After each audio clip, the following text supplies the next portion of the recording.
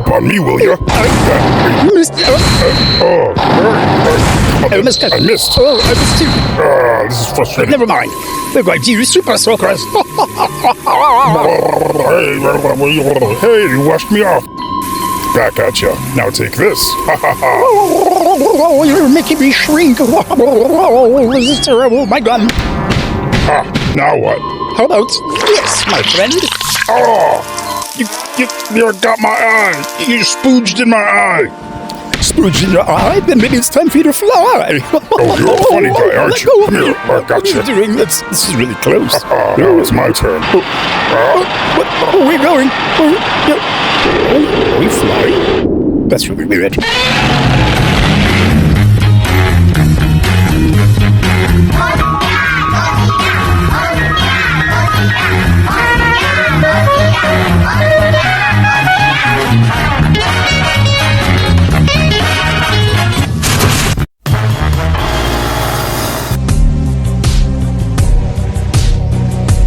Aside from the infamous Godzilla tail slide from 1973's Godzilla vs. Megalon, nothing in the Showa variety of films is as ridiculous as the moment in 1971's Godzilla vs. Hedorah, when Godzilla pursues a fleeing and weakened Hedorah by tucking his tail and propelling himself into the sky via his atomic breath. The scene brings an awkward levity to the otherwise dark and art house style of the movie's anti-pollution message. This year, Bandai debuted its posing series in the Movie Monster series line with the Godzilla She Pose, or Dancing Godzilla from Godzilla vs. Monster Zero. Continuing that trend, we get our second Showa item on this line based off of that very moment.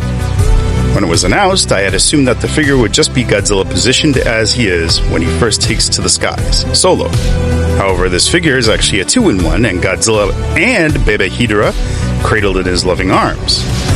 I really had no solid ideas of what could be done with this pose and wholly expected it to be a static figurine. But, alas, there's more than we bargained for, so let's get to it. The Hedorah family of figures continues to increase, with the latest related vinyl being that of the Godzilla 1971. And an odd addition because, as I stated in that review, it wasn't something I thought was both valid and necessary unless he was given battle damage in the sculpt. The suit is essentially the 1968 Soshingeki repainted, or cast, in a lighter yet tighter scheme. I rationalized that the lighter gray body would be viewed as the drying sludge covering his body from Hedorah's toilet bowl barrage. Still, it now belongs with our 4 other Hedorah forms in vinyl. And now we have this, or at least these two. The Godzilla here is cast back to his darker charcoal base as his 68 figure, really throwing shit out of whack. He's got all that typical paint assignments as his standard figure, the white eyeballs, or eyeball, with black pupil, the ivory painted teeth over a pink salmon maw, light white chalky wash over finger and toenails. Dorsals are also graced with the same grayish white spray, but just the end of the torso, ending directly at the tail seam. Hedorah, though not the dominant portion of this piece, also gets some good paint apps as well. Despite being cast in the same charcoal vinyl, the main head area is sprayed with that silver that the standard Hedorah figures have, and on the single tendril around Godzilla's left arm. Around his lower portion, streaks of vibrant red lace between his danglies. 2 stripes of yellow run down his dome, one longer than the other. And of course, the trademark eyes, a bright red eyeball framing a bright yellow iris, finished off with a solid black pupil. It is presented in a much simpler manner here, but all in all retains what we've come to associate with the Smog Monsters palette. The base, which is needed to display this figure, is nothing clever in the way the previous posing entry was, with a carved mountain of Planet X. Here we get a simple white resting block, which to rest the figure on by the tail. Sculpt is whimsical and, dare I say, cartoonish to an extent. I mean, we're not used to getting Godzilla vinyls from Bandai in this manner, both in concept and presentation. The first thing you'll notice upon handling it is how light the overall figure feels in hand, almost hollow. It also feels small, but it doesn't help that the figure is in this tucked position, which can be altered, but more on that in a few. Starting with Godzilla, there's nothing groundbreaking done here. You get the overall tree-barking texture similar to his 68-71 figures, while the head's texture is more varied and spacious. The face is fun, as he sort of appears jovial face on. His mouth is agape with his teeth all bared, likely to imply he's spewing his atomic breath. However, one could interpret this as if he is laughing, if one has not seen the scene from the film. The big focal point is his damaged eye, which, honestly, could have used some sludgy color variation to simulate Ghidorah's hazardous Hakutua. But since it isn't distinguished, Godzilla just looks like he's giving you a knowing wink instead, adding to that jolly feel. The body, curled up into a cradling position, is actually better handled than what we see on screen, at least as far as I can tell. Screenshots expose an unrealistic bent leg in some shots. Here, the legs maintain a straightened posture, feet thrust forward. Dorsal plates are well realized and textured, curving down his backside. The arms are sculpted in a holding position, hugging Ghidorah in all kinds of suggestive ways, making this unintentionally funny, depending on your mindset. Ghidorah is primarily all head, which lends itself to more double entendre, smooth like his landing forms. Beneath Godzilla's arms, we get a peek of his lower head with the flaps and such, and on the left arm, Ghidorah has wrapped one of its small tendrils around his wrist. It's a neat detail because we really can't see the extent of these things on the film very well due to the dark environment in which the scene plays out. Face is also accurate, if not slightly chibi in presentation. The big surprise here is that this really has some posable joints. Godzilla's arms can swing upward, the left one removing itself from Ghidorah's grip. The legs can also swing downward, making it possible to stand this guy awkwardly, and really turn this whole thing into something perverse. But the credit is given to Bandai.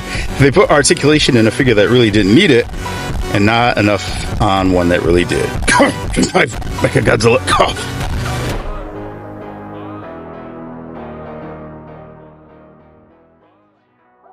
Gonna be honest here, I wasn't 100% sold on this concept when the series was announced. My stance was that I wanted my kaiju presented in a straightforward standard profile postures with articulation. The idea that this series would be based on key film scenes immediately gave me the impression that these would just be oversized, high-grade diorama pieces, and they are, but they are not just that. These are actually really fun in hand, something I didn't expect. I got the she pose one out of curiosity, and I was pretty impressed with it, giving it 4 punches on the JJ rating system. These figures will put some life into your shelf displays and will likely be the source of many people's observations due to their unique nature. I would say if you're on the fence about this, try one out and see if it resonates. If you're good with flying Ghidorah or flying Mechagodzilla, I believe you will enjoy these on the same level. The interesting thing with the posing flying Godzilla mold is how Bandai chose to cast him in the same charcoal vinyl as this version, rather than the lighter cement one of the 1971 Heterogoji. It sort of bridges a gap to some degree between the suit seen in Destroy All Monsters up until here. While I initially thought the figure felt smaller than the standard Godzilla figures that have been issued, now that I have them side by side, there is but a slight marginal difference between the two. The head is fairly close in scale and mimics its predecessor really well, with the exception being his blocked eye, of course. The feet and claws are where the scaling begins to show more of a difference, but really, in the end, this is a flying prop that Bandai masterfully improved upon from the original in terms of detail and positioning. These two are a dynamic pair, further pushing the oddity of the 1971's color choices. We've seen this set of figures over and over, as it continues to grow now for almost 4 years straight. Look, I love Godzilla vs. Ghidorah. I always have. But I'm shook that so much attention has been brought to this film in vinyl over, say, Destroy All Monsters or Ghidorah the Three-Headed Monster. Two highly celebrated films in the series. And yet, there's still room for more figure ideas here. A damaged eye Ghidorah? Or one of his early aquatic stages, be it the tadpole or the mud skipper form? A standard damaged Godzilla? The possibilities seem endless, and the film will eventually garner its own shelf if it hasn't already. This is no complaint, of course, as I think all of these figures are fantastic, and there really isn't a weak entry. I believe in hindsight, most people find this movie to be the most daring and unique of the series, furthered by a great enemy kaiju design. It feels standalone because of its art house style, and that it barely references anything from the previous films. This collection should be a bona fide conversation piece now, embellished with this fantastic flying figure. Jaguar, what's your take? Does your opinion soar, or do you expect more? Ball them fists and let us know the score.